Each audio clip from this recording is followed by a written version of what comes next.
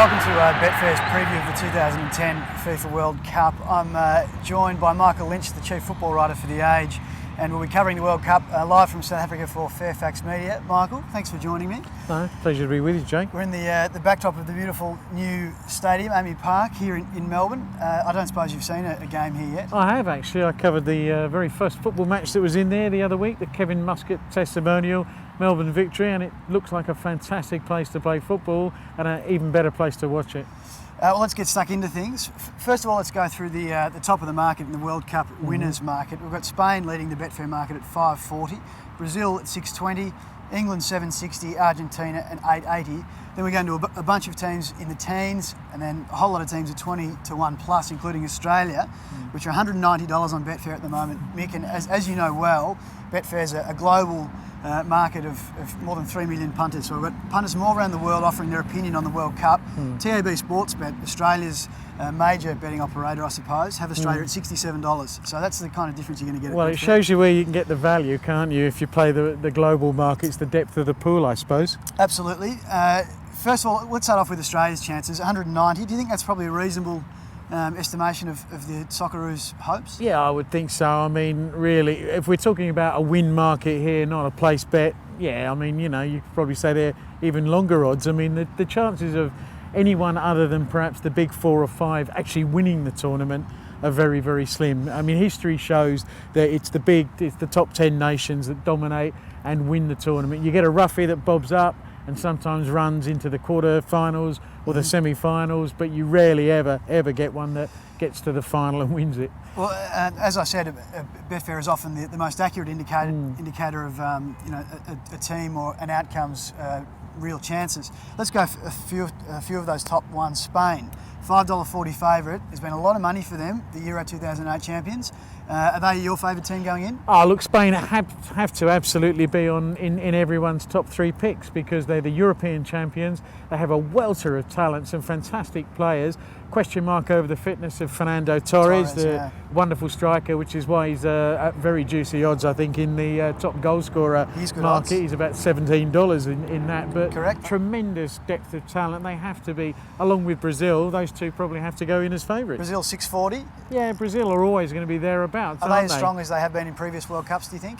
Well, you know, they doesn't matter what they do on the lead up and what they win on the way through. Everyone knows that when it comes to the World Cups, Brazil are always going to be the testing material. I think you can probably say the same about Argentina, about probably even Holland and a few other similar teams in terms of their talent.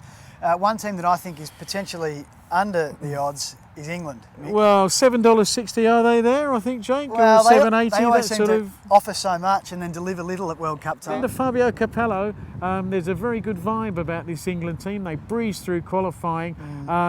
They've got obviously some tremendous talents. Wayne Rooney's under a bit of an injury cloud at the moment. They're obviously all saying he'll be fit. They'll be thereabouts. Whether they've got enough to beat the likes of Spain, Brazil, Argentina, I don't think so. Well, they're $1.09 to qualify to the next phase. It seems like it's better than bank you interest. think they're a good thing, and if you've got enough to invest to... yeah, well, it's better than whatever the Reserve Bank's paying you at the moment. I personally would be happy to risk $1 to get someone's 90 or something back in return. But look, that's just the way I feel about it. Let's talk about the Socceroos for a second. They're in Group D. It's been called locally the Group of Death. I'm not quite sure about that, but Germany are favoured to win Group D at $1.99. Germany $1.29 to qualify to the next phase. Australia are $3.30 outsiders to qualify to the next phase. Serbia and Ghana both in between, around the even money mark. This is a pretty interesting group. I think Germany are pretty much a given to qualify. I would say that Germany and Serbia are the 2 favourites to get through this group.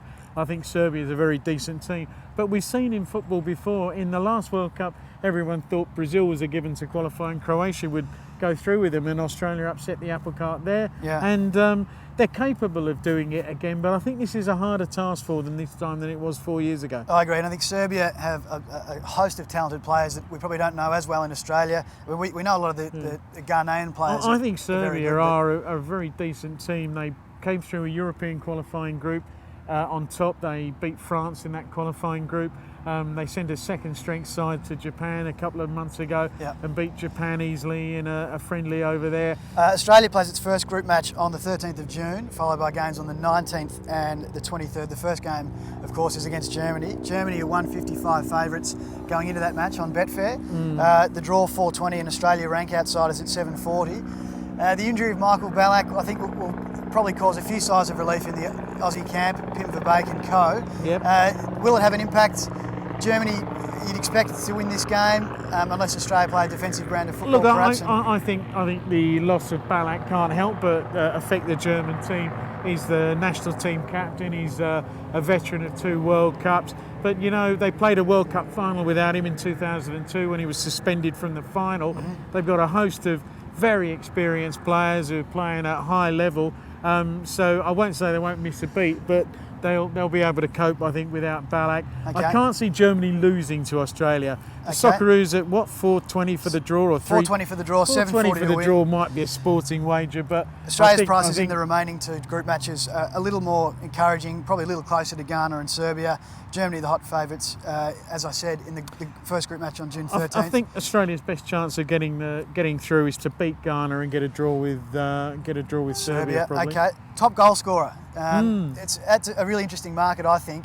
In last 3 World Cups, we've had Miroslav Klose from Germany, who goes around again this year. Not Cristiano Ronaldo, but Ronaldo himself, the man from Brazil, won before that. Davor Suker before that. Great players win this trophy, the Golden Shoe, I believe they call it. David Villa is a man that you spoke about before. He's just been signed by Barcelona, I believe. He's $10. Lionel Messi, $12, and Wayne Rooney, England's great white hope, at $13. Luis Fabiano, the Brazilian, just outside of them. The way that the market is indicating Spain are going to go through in a breeze, you think they'll score a lot of goals. Torres could be the value at $17 if he's fit. or But David Villa, I the like safe bet. at these prices. You mentioned all those previous Golden Shoe winners, and they're players that have played in teams that have gone deep into the tournament. Obviously, the more games you play, the more likely you are to score. Correct. I think Argentina will outclass most of the opposition in their group and probably score a reasonable number of goals. I think they're well capable of winning their round of 16 game against whoever they come up against. So you'd look at least Argentina making the last 8. I think Lionel Messi will be playing all those games. Yeah. He'll start every game. He scores goals. I think at $12 or $13, he's a reasonably value He's the bet. value. Actually, I think so. Yeah. Okay, punters, there's markets on all sorts of events at the World Cup. Every group match, every group, the tournament. There's hundreds and hundreds of markets. If you are keen to have a bet on the soccer, I would encourage you to do so at Betfair. Michael Lynch, in a word, who is your World Cup tip? Look, I think looking for a bit of value here. I think Argentina. Okay, and in a word, top goal scorer at the FIFA World Cup 2000. I'll go with Messi. Messi, terrific. Michael Lynch, thank you very much for joining me. If I don't see you again before the World Cup, have a great time in South Africa. Indeed. And punters, all the very best. We'll catch up with you again soon.